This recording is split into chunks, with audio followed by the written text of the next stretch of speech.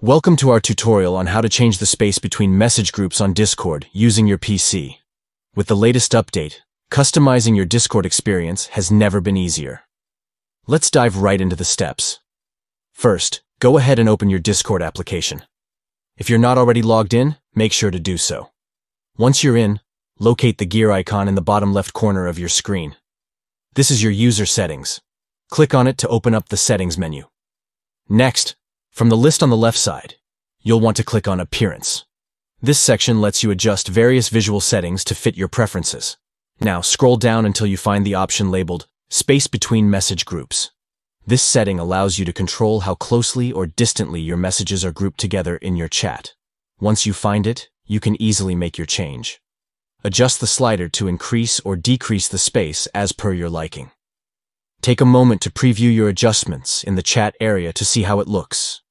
And there you have it. With just a few simple steps, you've customized the space between message groups in Discord. Thank you for watching. If you found this tutorial helpful, don't forget to like and subscribe for more tips and tricks. Happy chatting!